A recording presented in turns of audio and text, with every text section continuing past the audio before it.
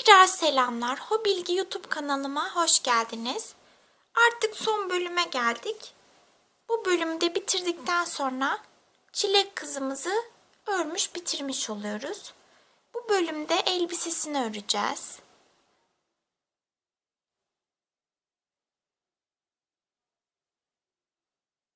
Düğmeleri var, giydirip çıkarabilirsiniz. Ayakkabıları.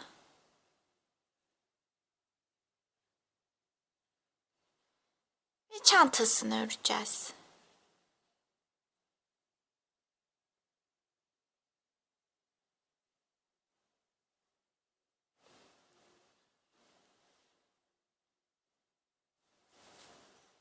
Şimdi örmeye geçelim. Kolay gelsin. Ayakkabıyı yapacağız. Ayakkabıların ikisi de aynı. Ben birini ördüm. Şöyle. Diğerini birlikte öreceğiz.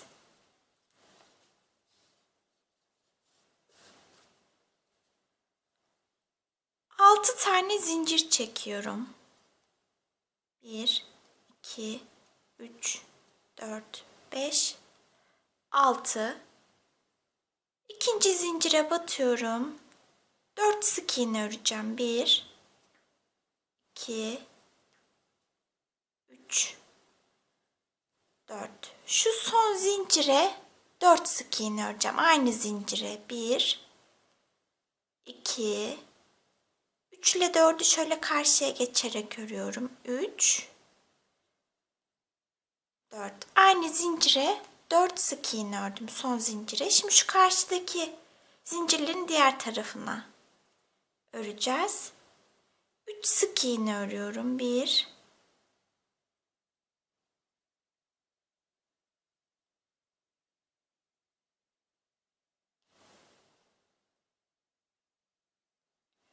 2, 3 sık iğne ördüm. Şurada kalan son zincirime arttırma yapıyorum. Çift batıyorum.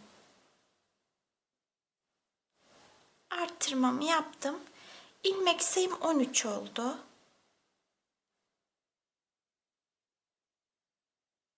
Şimdi arttırmayla başlayacağım.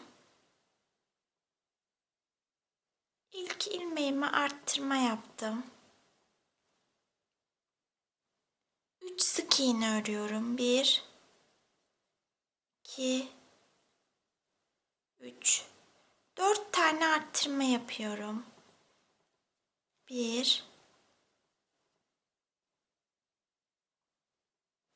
2, 3, 4 arttırma yaptım.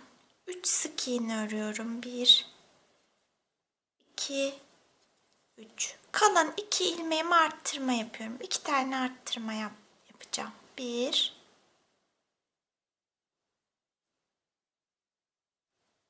2 arttırma yaptım. İlmek sayım 20 oldu.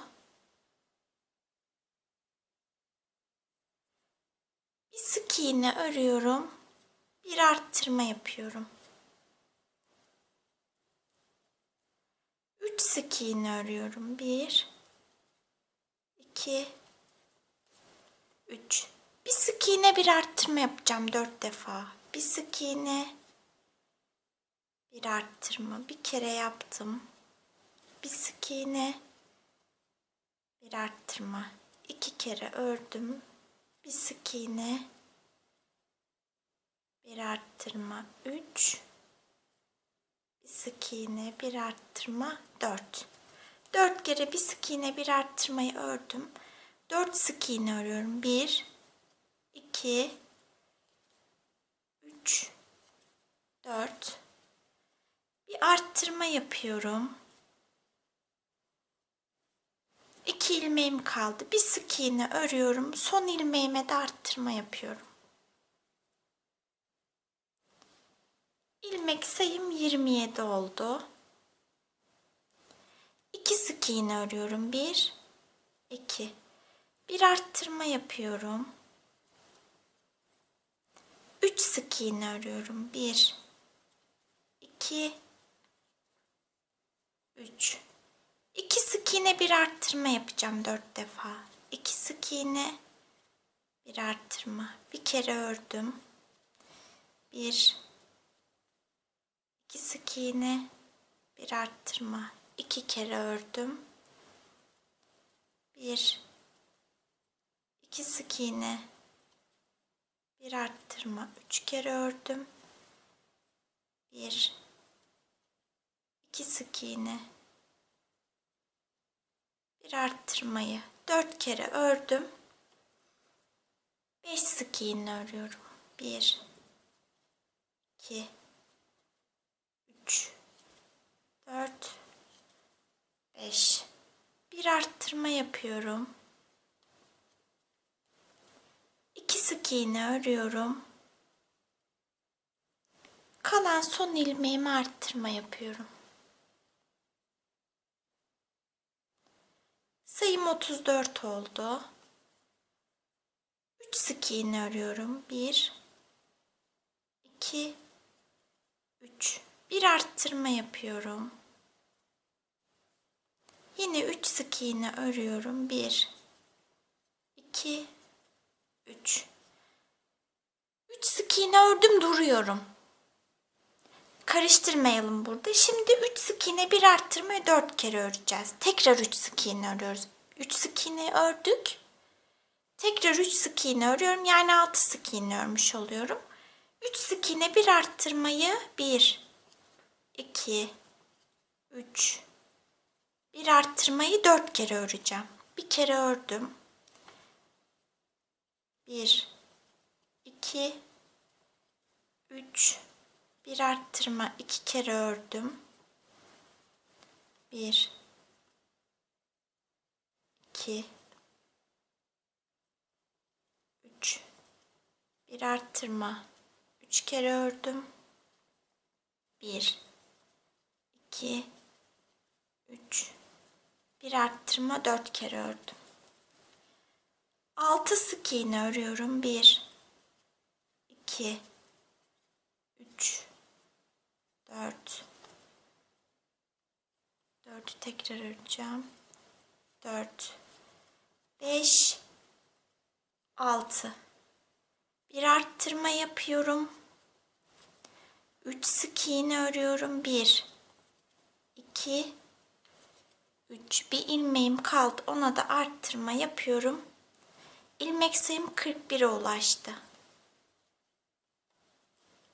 4 sık iğne örüyorum. 1 2 3 4. Bir arttırma yapıyorum. 3 sık iğne örüyorum. 1 2 3. Şimdi 4 sık iğne, bir arttırmayı 4 kere öreceğiz. 1 2 3 4 sık iğne, bir arttırma. 3 kere daha öreceğim. 1 2 3 4 sık iğne, bir arttırma. 2 kere ördüm. 1 2 3 4 sık iğne, bir arttırma. 3 kere ördüm. 1 2 3 4 sık iğne, bir arttırmayı 4 kere ördüm. 7 sık iğne örüyorum. 1 2 3 4 5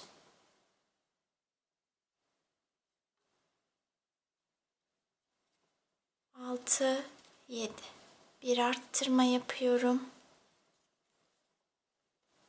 4 sık iğne örüyorum. 1 2 3 4.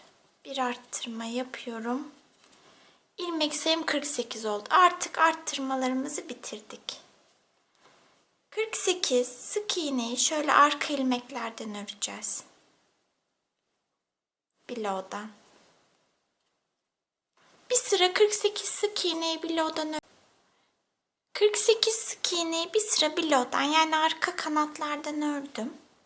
Şimdi her iki kanadı da alarak 48 sık iğneyi 6 sıra örelim. 48 sık iğneyi 6 sıra ördüm. 17 sık iğne örüyorum.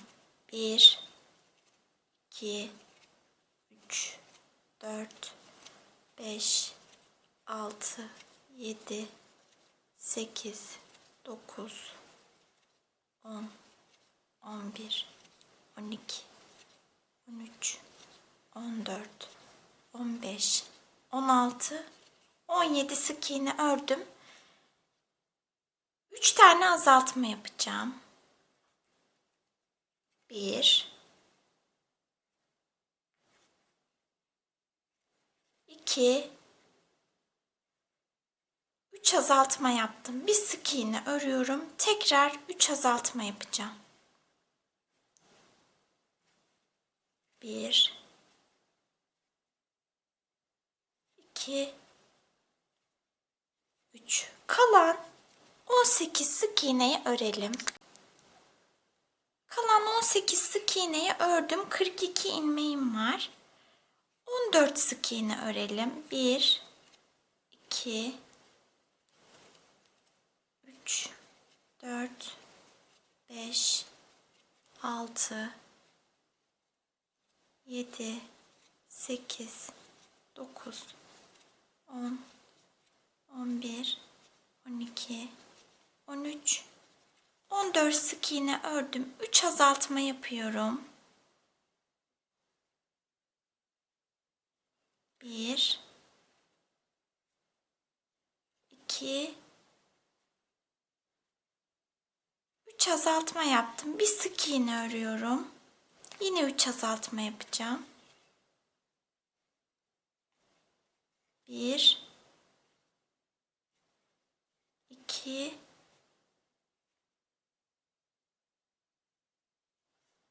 3 Şimdi kalan 15 sık iğneyi örelim. İlmek sayımız 36 olacak. 15 sık iğneyi ördüm. İlmek sayım 36. İpimi kesiyorum. Ayakkabımız bitti. Bandını öreceğiz şimdi.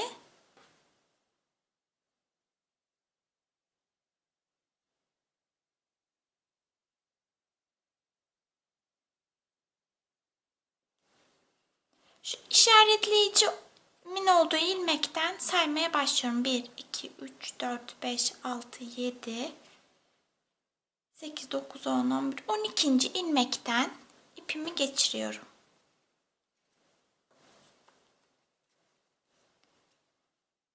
Bir kilit zincir oluşturdum. Bunu zincir olarak saymayacağız. 10 zincir çekiyorum. 1, 2, 3, 4, 5, 6, 7, 8, 9, 10.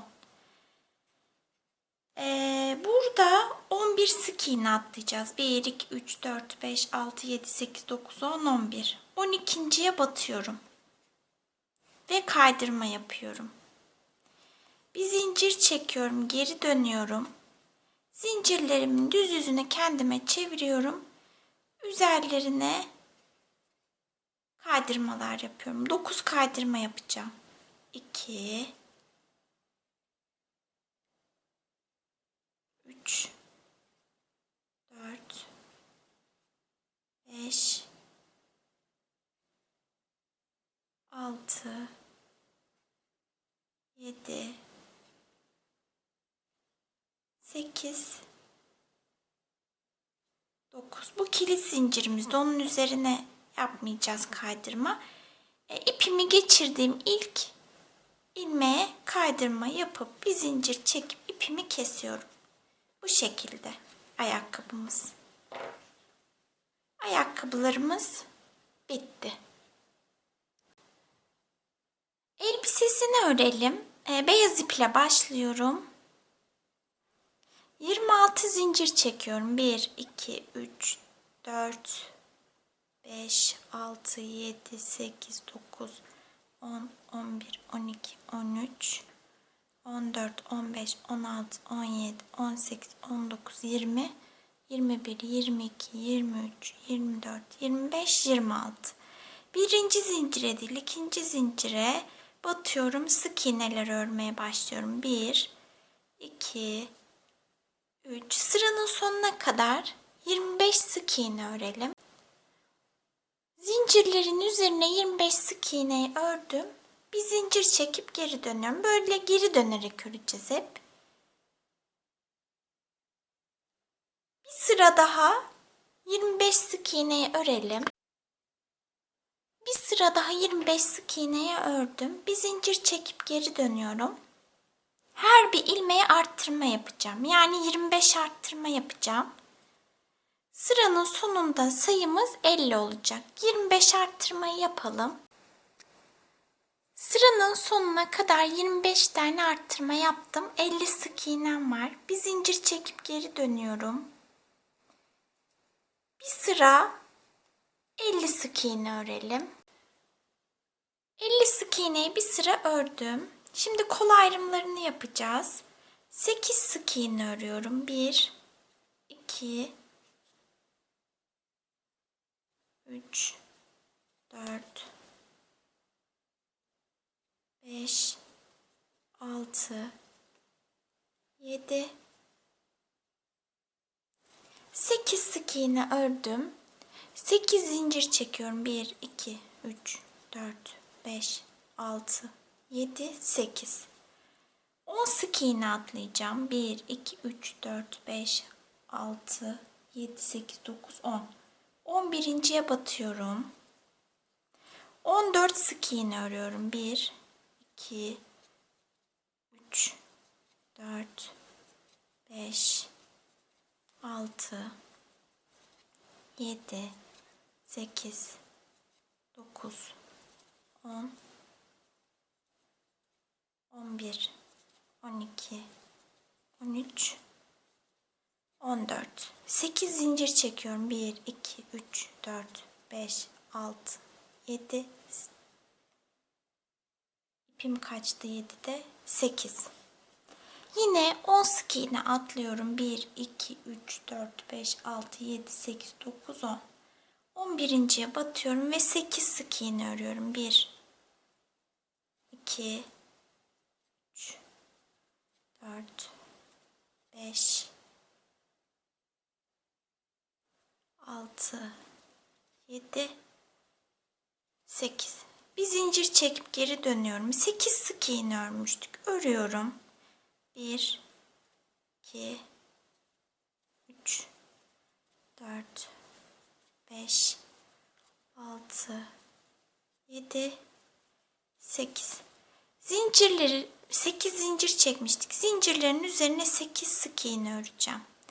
Şöyle düz yüzünü kendime çeviriyorum. 1, 2, 3, 4, 5, 6, 7, 8. İki kol arasına 14 sık iğne örmüştük. Örelim şuraya 14 sık iğneyi. İki kol arasına 14 sık iğne ördüm. Buradaki zincirlerin üzerine de 8 sık iğne öreceğiz. 1, 2, 3, 4, 5, 6, 7, 8. Şurada 8 sık iğnemiz var. Onları örüyorum. 1, 2, 3, 4, 5, 6, 7, 8. 46 sık iğnem oldu. Bir zincir çekip geri dönüyorum. 46 sık iğneyi 7 sıra örelim. 46 sık iğneyi 7 sıra ördüm. Bir zinciri çektim ben. Size de göstereyim. Bir zincir çekip ipimi kesiyorum. Üst kısmını bitirdik elbisenin. Şöyle baş aşağı çeviriyorum. Pembe ipimi geçireceğim.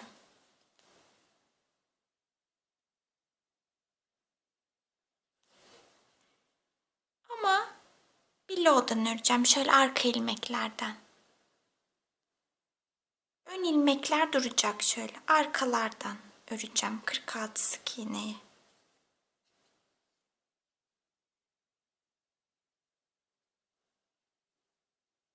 Bir, iki, üç, 4, 46 sık iğneyi bu şekilde bilodan bir sıra örelim. 46 sık iğneyi bir sıra bilodan ördüm. Şimdi ipimi keseceğim.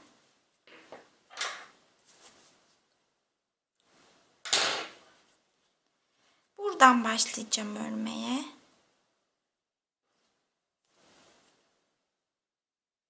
Böyle ipimizi kesiyoruz.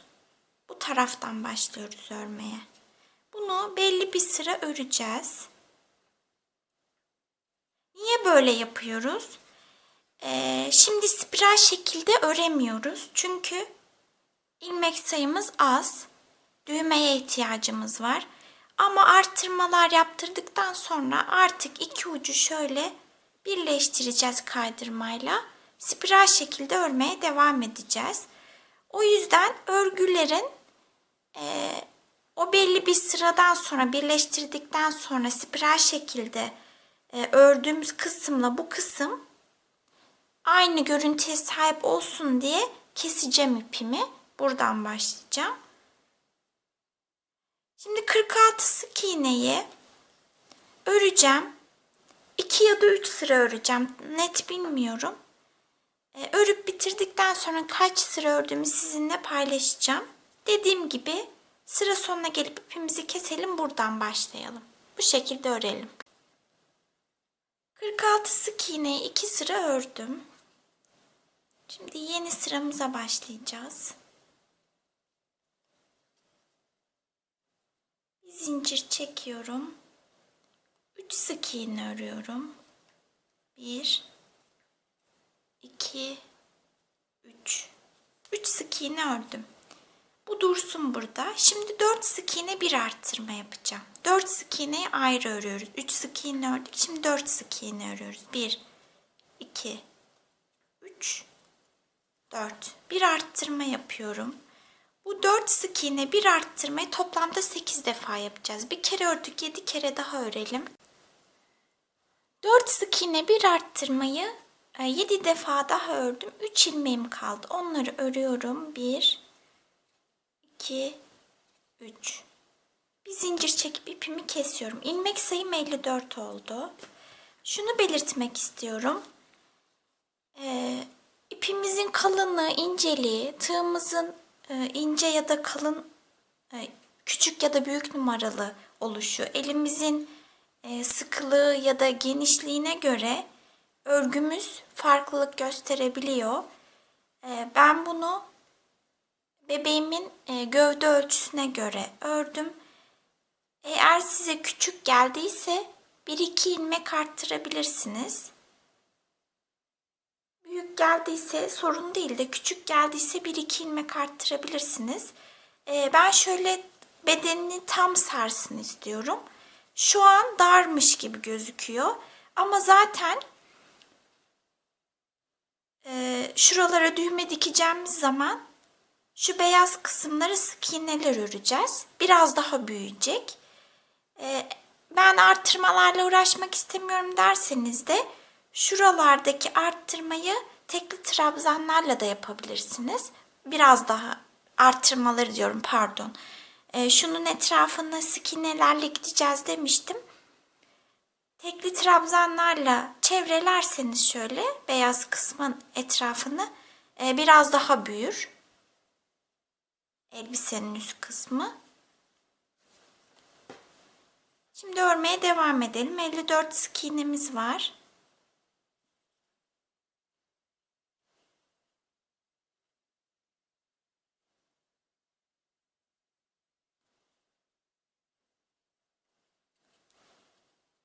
Bu 54 sık iğneyi bir sıra boyunca örelim. 54 sık iğneyi bir sıra ördüm. Şimdi yeni sıraya geçiyorum.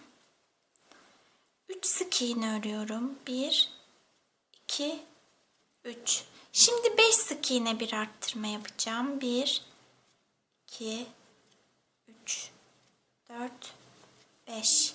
Bir arttırma. 8 kere arttırma yapmamız gerekiyor. 7 kere daha 5 sık iğne bir arttırmayı örelim. 5 sık iğne bir arttırmayı 7 kere daha tekrarladım. 3 sık iğnem kaldı. Onları da örüyorum. İlmek sayım 62 oldu. 62 sık iğneyi 2 sıra örelim. 62 sık iğneyi 2 sıra ördüm.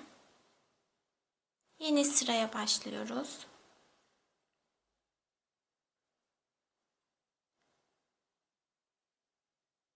4 sık iğne örüyorum. 1, 2, 3, 4.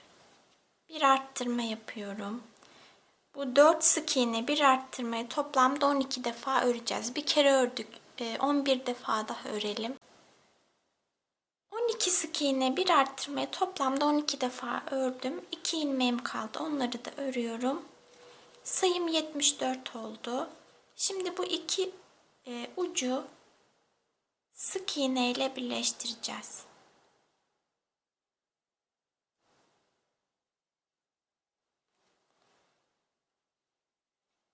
Artık böyle spiral şekilde öreceğiz. Yani ipimizi kesmeyeceğiz artık. Sıra sonuna geleceğiz. Dümdüz sık iğneleri öreceğiz. İşaretleyici koymamıza gerek yok. Şurada ayrım belli zaten. Şuraya kadar sıramız burada bitiyor. Bu şekilde düz bir şekilde 74 sık iğneyi öreceğiz. Elbiseyi bebeğe giydirmeyi unutmayalım. Ayaklardan geçiyor mu geçmiyor mu kontrol edelim. Şimdi 74 sık iğneyi örelim. 74 sık iğneyi 12 sıra ördüm. 1, 2 sık iğne örüyorum, bir arttırma yapıyorum.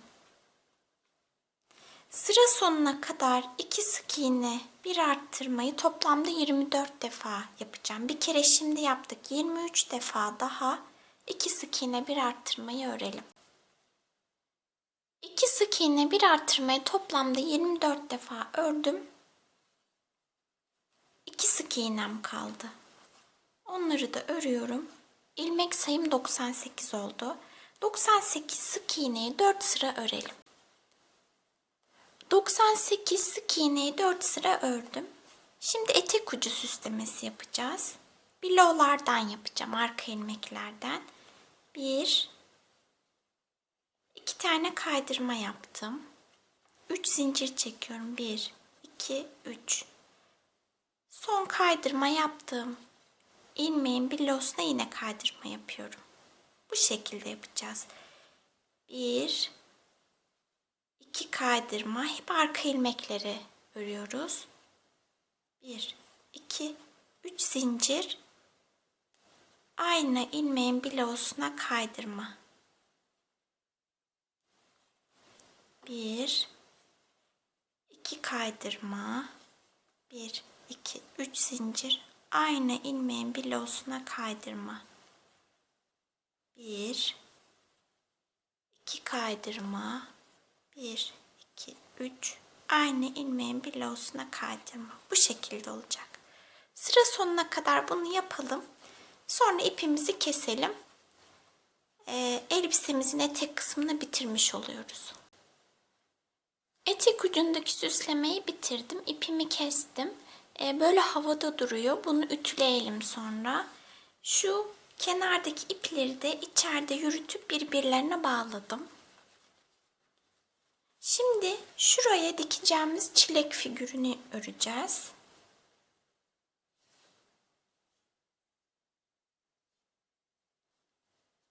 Sihirli halka yapıyorum.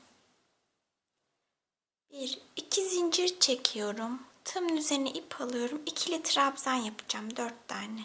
1, 2, 3, 4. İpimi çektim. Bir zincir çekip geri dönüyorum. 4 sık iğne örüyorum. 1,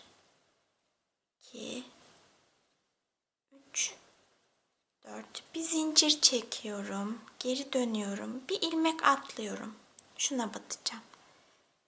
1 2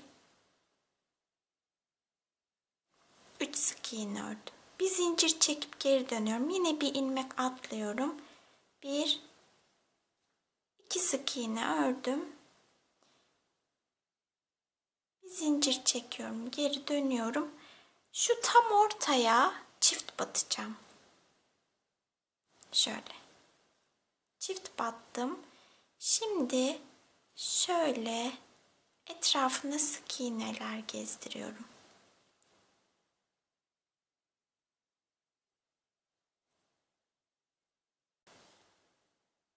Bu şekilde bir zincir çekiyorum. İpimi uzun kesiyorum. Bununla dikeceğiz.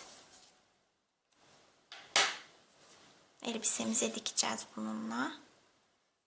Şimdi yaprak yapalım.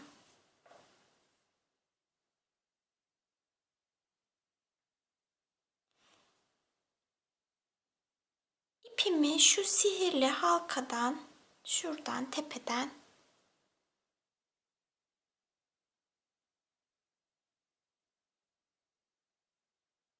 şöyle net göstereyim. Şuradaki sihirli halkadan tepeden geçireceğim ipimi.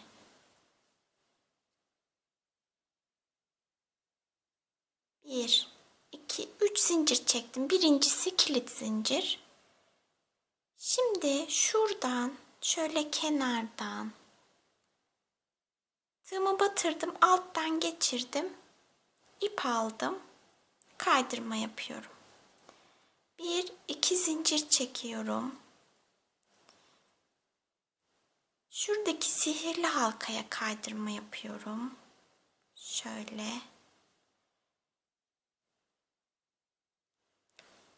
Bir, iki zincir çekiyorum. Şimdi şurası tam ortası. Şöyle tam ortaya yine buradan ip aldım. Şöyle kaydırma yapıyorum. Yine bir, iki zincir çekiyorum. Sihirli halkama şuraya kaydırma yapıyorum. Yine bir, iki zincir çekiyorum. Şuradan ip alıyorum. Şu kenardan. Buraya kaydırma yapıyorum. Bir, iki zincir çekiyorum. Sihirli halkama tekrar kaydırma yapıyorum. Bu şekilde. Şimdi beyaz ipimizle benekler yapacağız. Beyaz ipimi iğneye geçirip geliyorum. Beyaz ipimi iki katına ayırdım. Biraz daha ince olsun diye iğneye geçirdim. Şimdi şöyle alttan şurada ip bırakıyorum, sonra bağlarız. Şu kalan ipleri de arkada gizledim. Sadece şu var. Bununla da dikeceğiz elbiseye. Şöyle benekler yapacağız. Dilediğimiz gibi.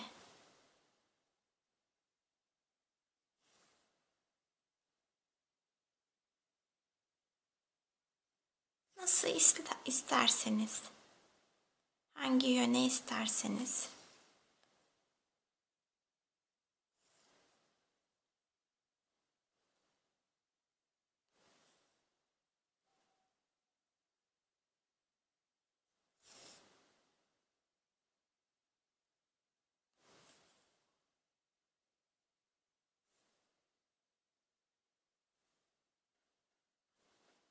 Bu şekilde. Şimdi bunu dikelim elbiseye.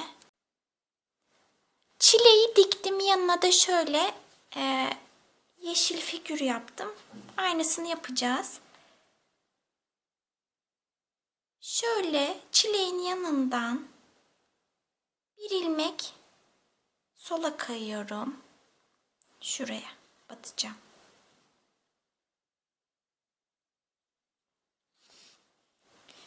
Şöyle yatay 2 ilmek aşağı iniyorum.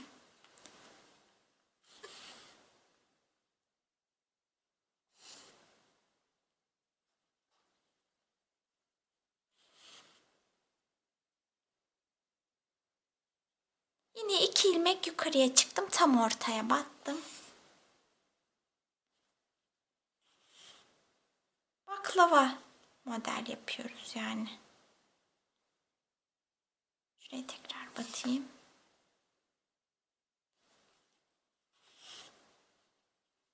Baştaki ipi şöyle biraz fazla bıraktım. Bununla bağlayacağız sonra. Şimdi bunların içini dolduracağız. Biraz içeriye batıyorum şöyle.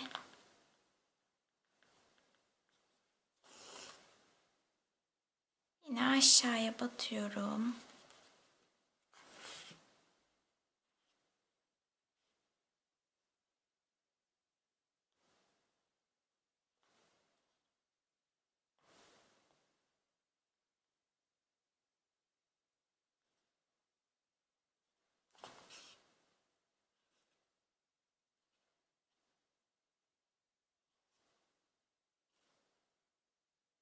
Aşağıya batıyorum.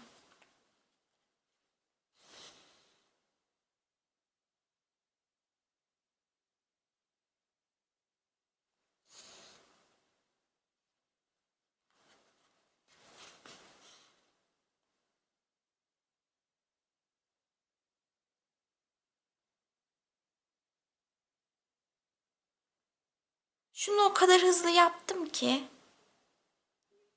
yani çok belki de 1-2 dakikamı aldı ama kamera karşısında zorlanıyorum biraz.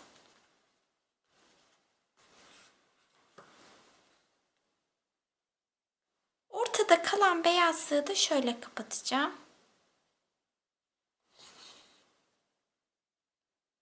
Böyle.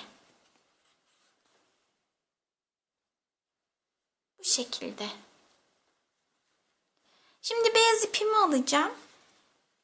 Şu arkaya ilik açacağız. Beyaz ipimizle hem ilik açacağız hem de şu kenar kısımları sık iğnelerle dolanacağız. Şuradan ipimi geçireceğim.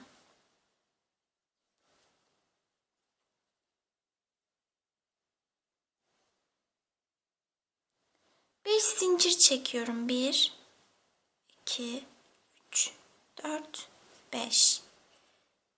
Şuradaki ilmeğe değil bu ilmeğe batıyorum. Bir ilmek atlıyorum. Ben bu zincir sayısını düğmemin büyüklüğüne göre belirledim. İçinden geçirdiğimde geçiyor. Siz de düğme büyüklüğünüze göre zincir sayısını ayarlayabilirsiniz. Böyle sık iğneler örüyoruz. Şöyle her sıranın sonuna.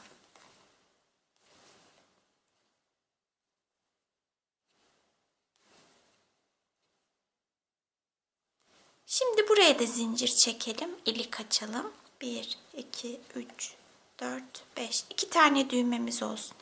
Önümdeki ilmeğe değil sonraki ilmeğe batıyorum. Sık iğnelerimi örüyorum. Şimdi şuraya zincirlerimin üzerine geldim şu yakadaki.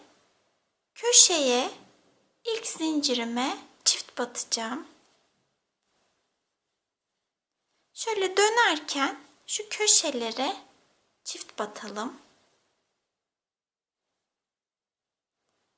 Zincirlerimin üzerine sık iğneler öreceğim. Yakadaki zincirlerin üzerine. Sonra geleceğim sıra sonuna. Şuraya çift batacağım demiştim. Burayı da böyle sık iğneyle öreceğim. İpimi keseceğim. Bu iliklerin karşısına da 2 tane düğme dikeceğim. Şimdi sık iğnelerimizi örelim. İliklere karşılık gelecek şekilde düğme diktim. Sık iğnelerle şöyle dolandım, yakaya yaptım. Buraya da sık iğne ördüm, düğmelerimi diktim. Popcornlar yapıp diktim. Etek kısmına aynı şapkada olduğu gibi. Kolun birini ördüm, diğerini birlikte öreceğiz. Şurada 8 zincirimiz vardı koltuk altında. Omuzda da 10 sık iğnemiz vardı. 4 sağda 4 solda zincirler kalacak şekilde ipimi geçireceğim. Şuraya batarsam 1, 2, 3, 4 1, 2 şuraya batıyorum. Burası tam ortası. İpimi geçireceğim.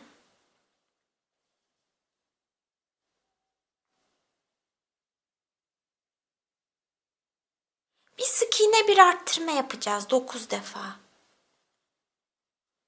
İpimi geçirdiğim bir zincir çekiyorum.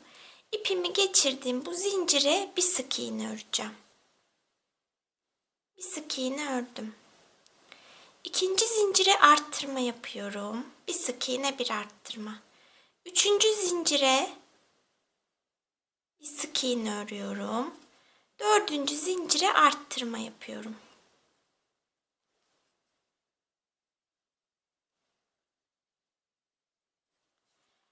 Şimdi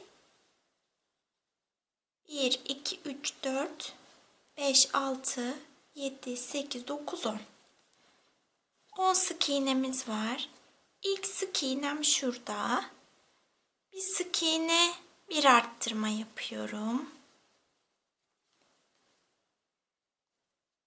Bir sık iğne, bir arttırma yaptım. Bir sık iğne, bir arttırma yaptım.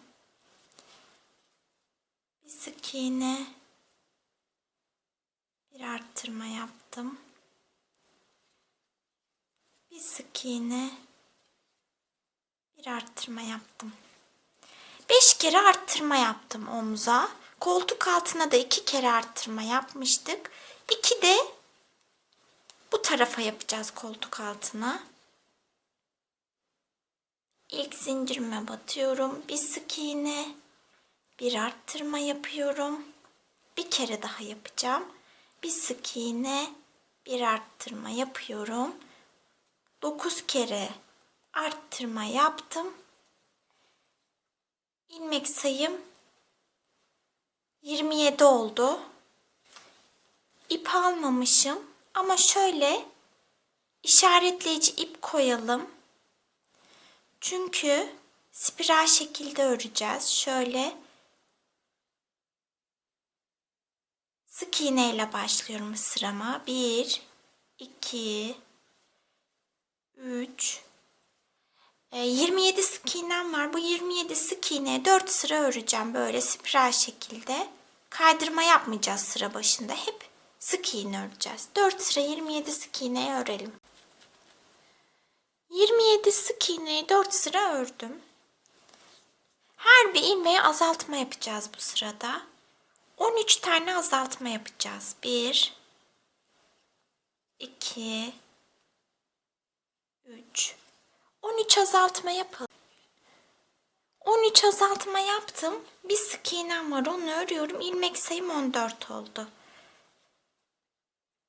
Bu şekilde elbiseye giydirdiğimizde şu ek yeri biraz önde kalıyor. Yani belli oluyor. O yüzden ben 2 tane daha öreceğim sık iğneyi. Önde kalmıyor da koltuk altından o kısım gözüküyor. Biraz arkaya aldım. Şimdi şu etek ucunda yaptığımız süslemeden yapacağız. Yine arka ilmeklerden öreceğim. Bir kaydırma yapıyorum bu sefer. 2 kaydırma değil de. Çünkü çok ilmeğim yok. 2 zincir çekiyorum. Kaydırma yaptığım ilmeğe bir kaydırma yapıyorum. Sonraki ilmeğe hep bilolara yapıyoruz, arka ilmeklere. Kaydırma yapıyorum. 2 zincir çekip aynı ilmeğe tekrar kaydırma yapıyorum. Sonraki ilmeğin bilosuna kaydırma yapıyorum. 2 zincir çekip aynı ilmeğe kaydırma yapıyorum. Bu şekilde örelim, kolumuzu da bitirelim. Elbisemizin kolları da bitti. Elbisemizi tamamladık. Ben ütüledim şöyle. Bu şekilde. Şimdi son olarak çanta yapımına geçelim. Önce sihirli halka yapacağım. Bir kilit zincir oluşturdum. 2 zincir çekiyorum. Tekli trabzanlarla öreceğim kalbi. Tığımın üzerine ip aldım. Halkanın içine batıyorum. Tığımın üzerindeki 3 ipi aynı anda çıkarıyorum. 1 2 3 4 12 tane yapacağız. 5 6 7 8 9 10 11 12. Kısa ipi çekip halkayı kapatacağım.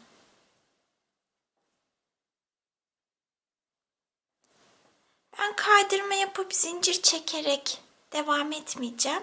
Ek yeri olsun istemiyorum. Bir bütün halinde olsun. O yüzden işaretleyici ipimi koyup spiral halde öreceğim. Yani tığımın üzerine ip alıyorum.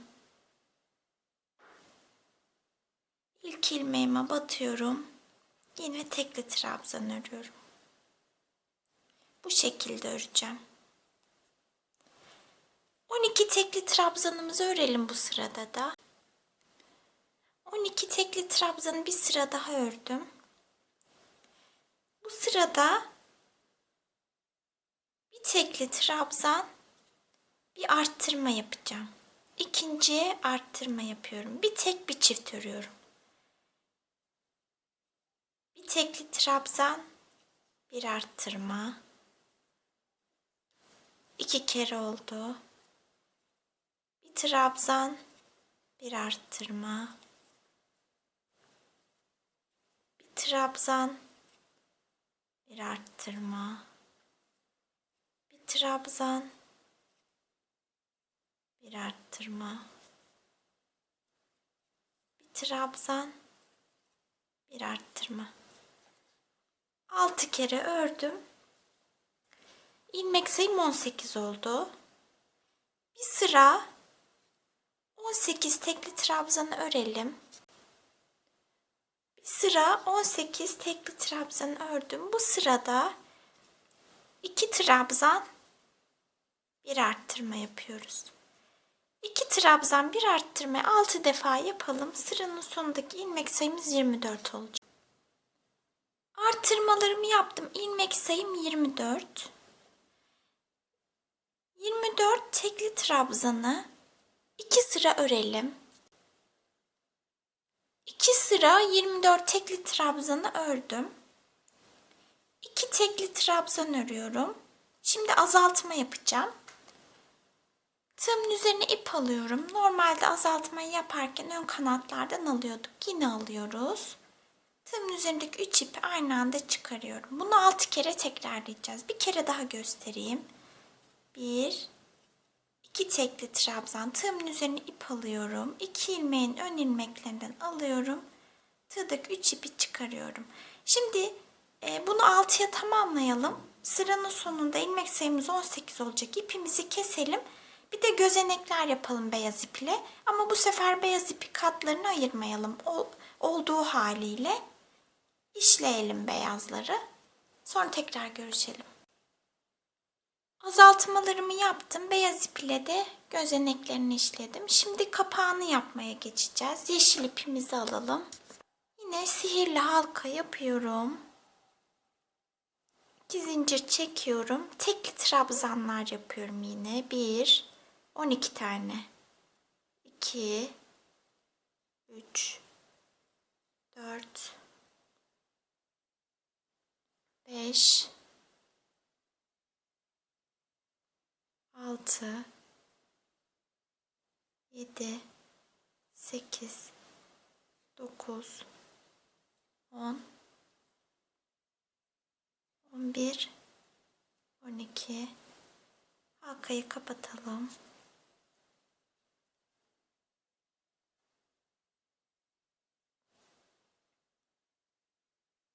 Bir tekli trabzan, bir arttırma yapacağım. 6 defa. Bir trabzan, bir arttırma. Bir trabzan, bir arttırma.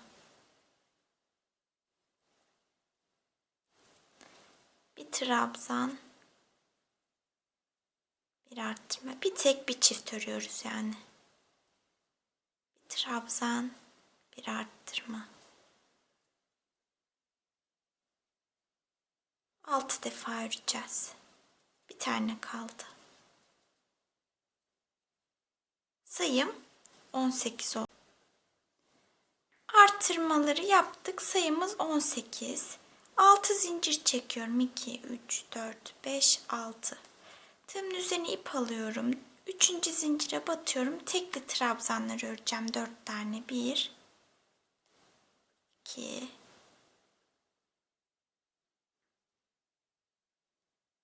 3,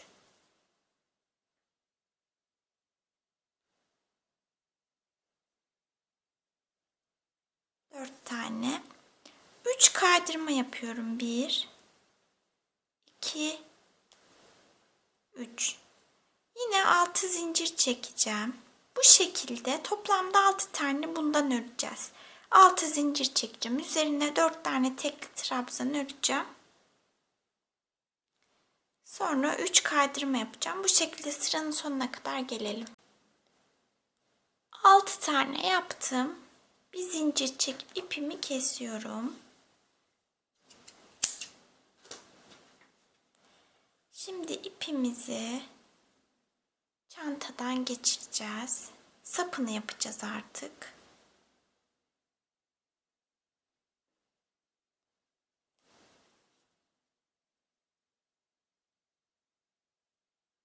Şurası arkada kalsın. Ya da şöyle yanda kalsın. Şu şekilde. Tamam. Şöyle ayarlayacağım. Şuradan ipimi geçireceğim. 60 zincir çekeceğim. 60 zinciri çektim. İpimi biraz uzun bırakıyorum. Tığımı çıkarıyorum. Bu böyle kalsın.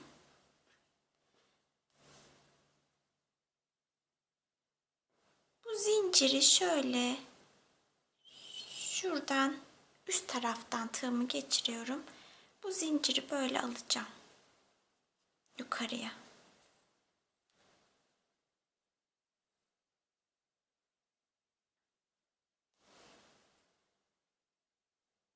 Zincirin düz yüzü şöyle olsun. Tam karşısına batıyorum. Buradan da aşağıya alacağım zincirimi.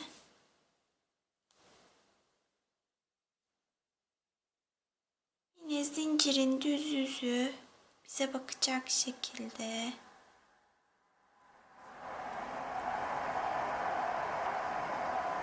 sapın diğer ucunu şöyle şuraya kaydırma yaparak birleştiriyorum. Bir zincir çekiyorum.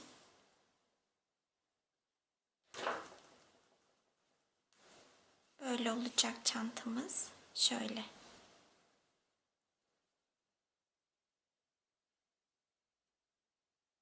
Çantamız bitti. Böyle kullanabiliriz.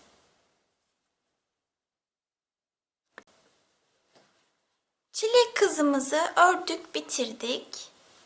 Bir bebeğin daha sonuna geldik. Beni izlediğiniz için teşekkür ederim. Başka oyuncak yapımlarında görüşmek üzere. Hoşça kalın.